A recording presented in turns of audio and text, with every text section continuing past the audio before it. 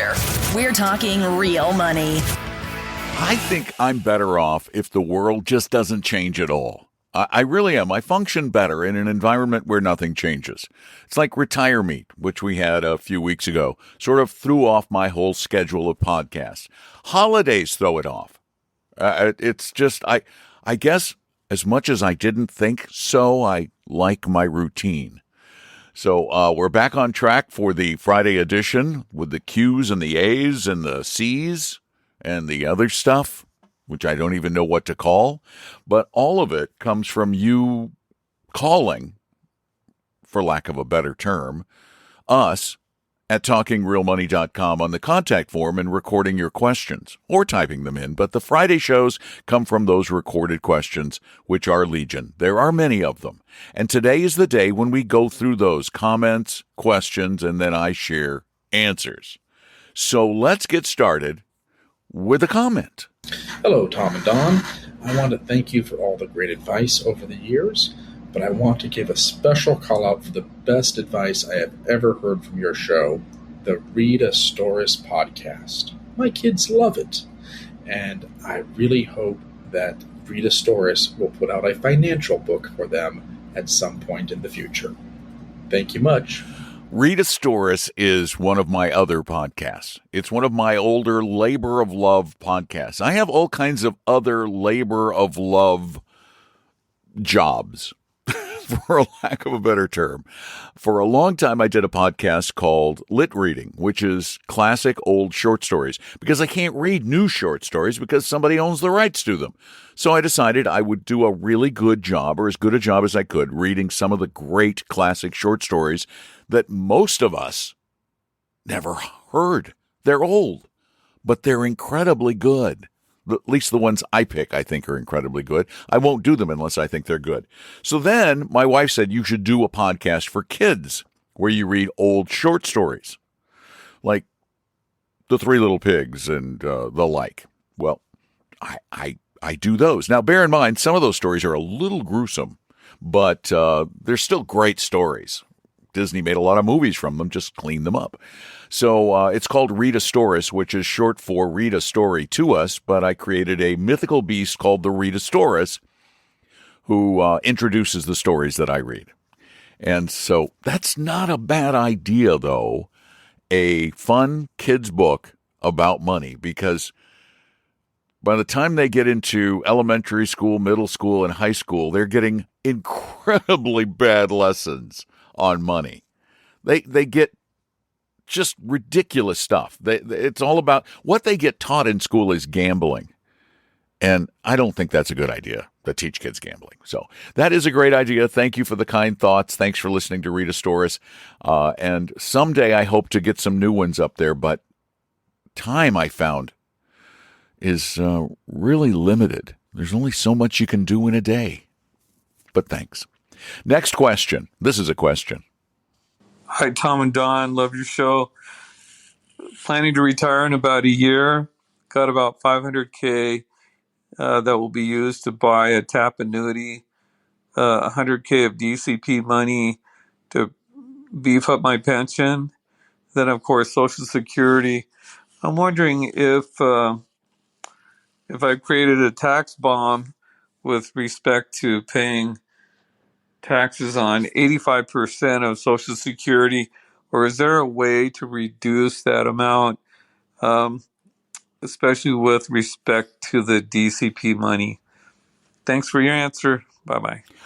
You're not creating a tax bomb any more than I'll be creating a tax bomb in retirement when I start collecting Social Security from having jobs, which I will have, and income. To have a source of income is a good thing. And pretty much the norm for Social Security for anybody who isn't living in poverty is going to be 85% of your Social Security is going to be taxable. That's just kind of the way it works now. It's $44,000 of income for a couple that keeps Social Security at that merely 50% of it is taxable. I just think once again we're letting the tax tail wag the dog. the reality is almost all of us who have a decent income from any taxable source in retirement are going to be paying taxes on our Social Security benefit. It's like any other tax. We just have to accept that it's there. We're not going to get all that money for free. Thanks for the call and thanks for listening. And now on to the next one. Hey, Don, you contend that the dollar is a better store of wealth than Bitcoin. If that is true, then why do people that truly understand the dollar never recommend you save more dollars than just what you need for short-term expenses? And those that truly understand Bitcoin never recommend you sell any Bitcoin unless you need it for living expenses. I've heard you on several occasions ridicule callers for allocating more than just a few percentage points of their portfolio to cash.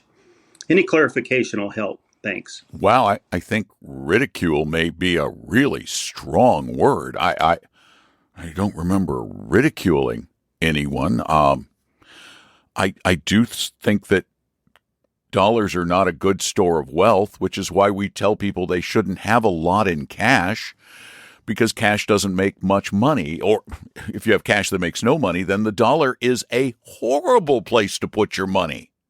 It makes no money. So we've never said that the dollar is a good place to store wealth. Ever.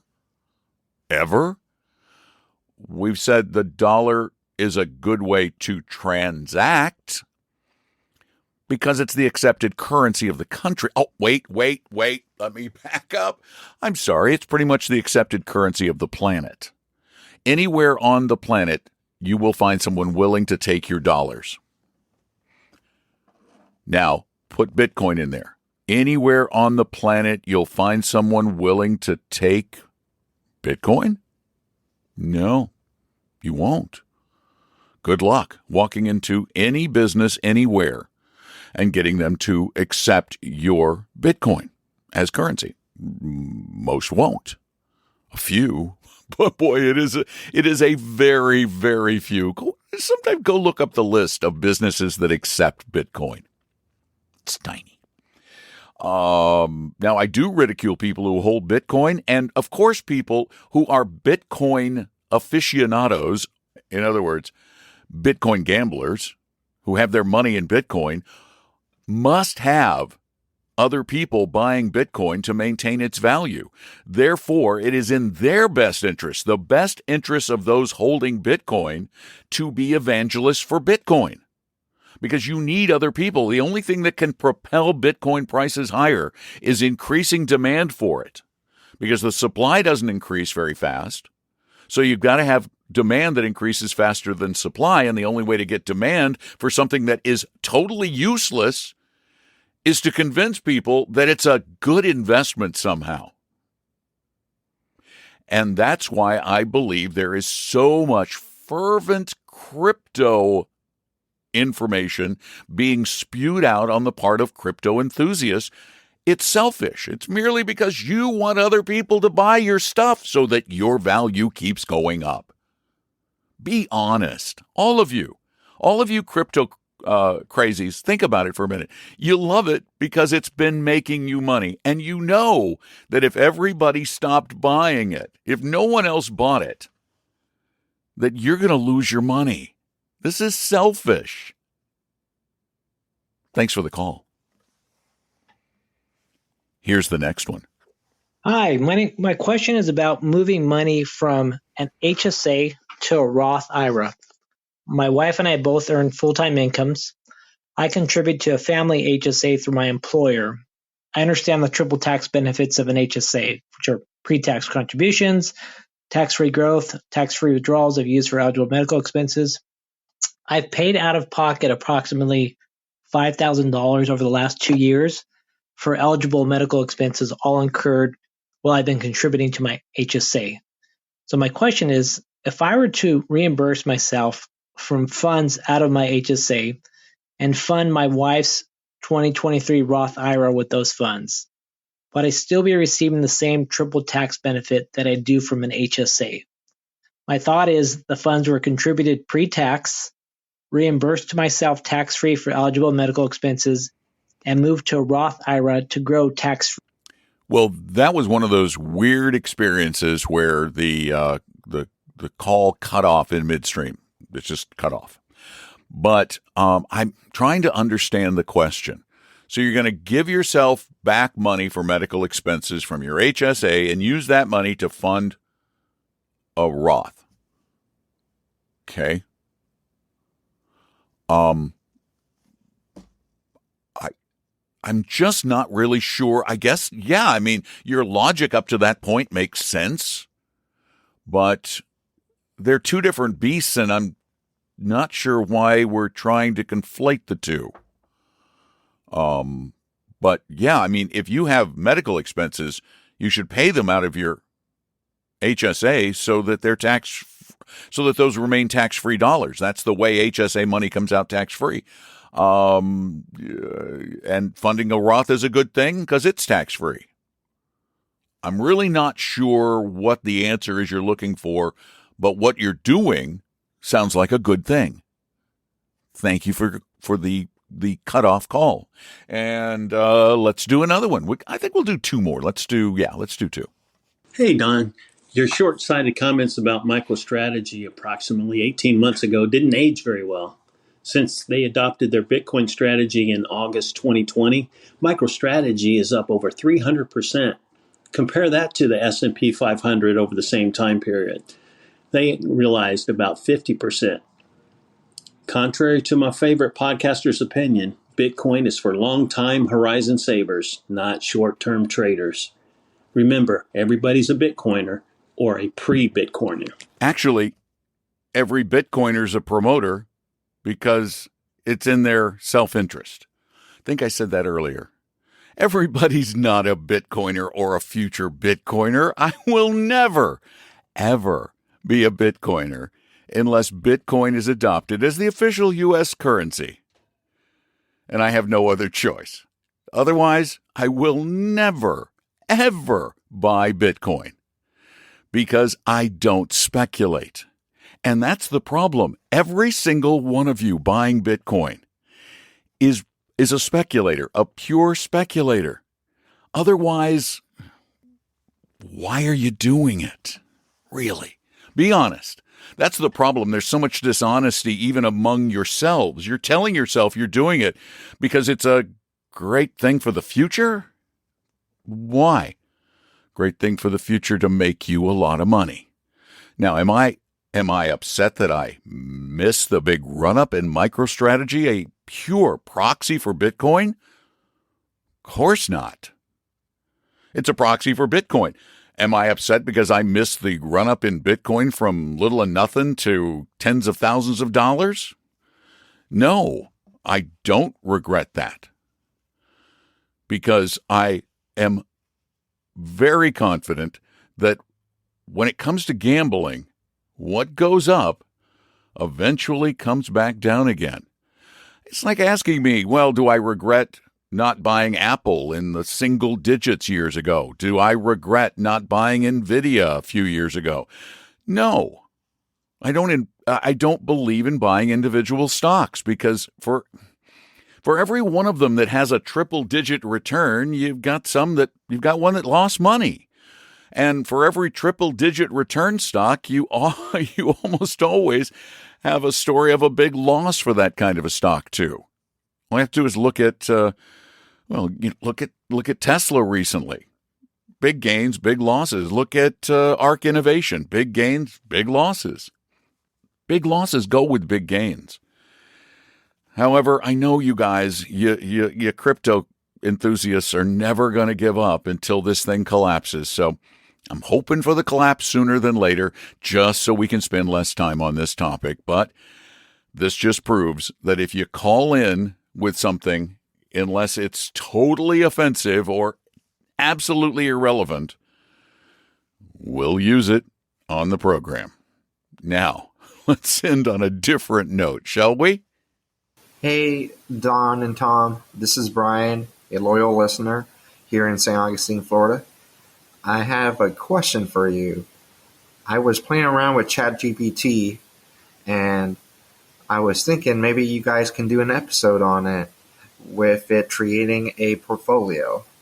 I included some basic direction of creating a diversified portfolio using the efficient market theory using Vanguard ETFs, and it created a portfolio which kind of aligns with what you guys speak about. So I was curious if you guys have had a chance to play with it.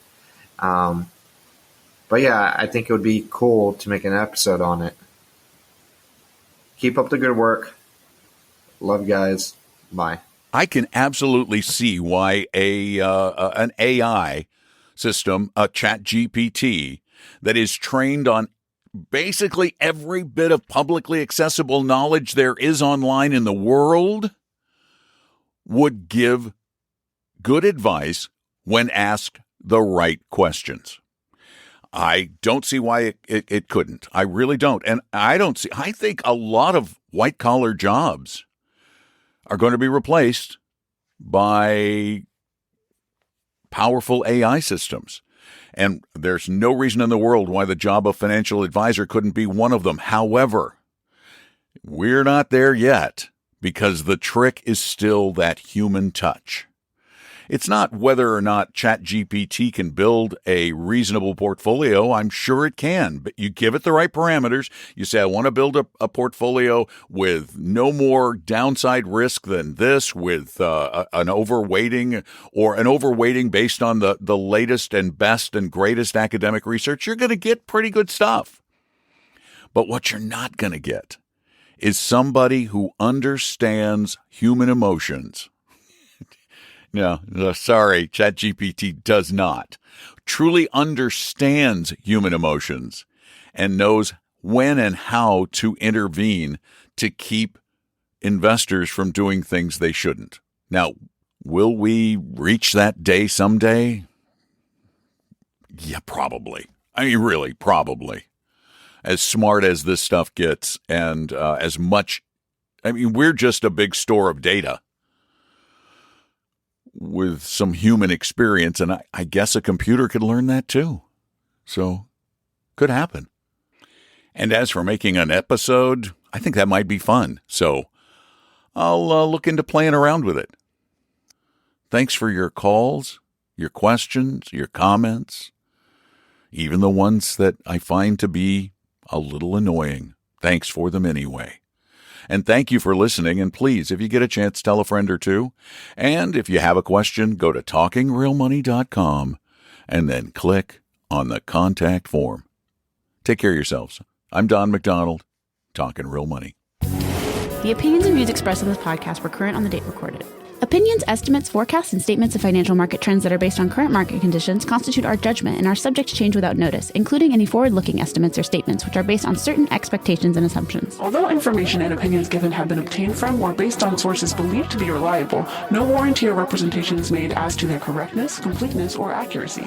Information presented on the podcast is not personalized investment advice from Appella Wealth. The views and strategies described may not be suitable for everyone. This podcast does not identify all the risks, direct or indirect, or other considerations which might be material to you when entering any financial transaction. Past performance does not guarantee future results, and profitable results cannot be guaranteed. We hope you realize that the information provided on Talking Real Money is for informational, educational, and hopefully enjoyable purposes only. The podcast is not trying to get you to buy or sell any financial products or securities. Instead, the program is provided as a public service by Appella Wealth, a fee-only registered investment advisor. Please see Appella Wealth's ADV Part 2A on our website for information regarding Appella's fees and services. Appella Capital, LLC, DBA Appella Wealth, is an investment advisory firm registered with the Securities and Exchange Commission. The firm only transacts business in the states where it is properly registered or excluded or exempt from registration requirements. Registration with the SEC or any state securities authority does not imply a certain level of skill or training.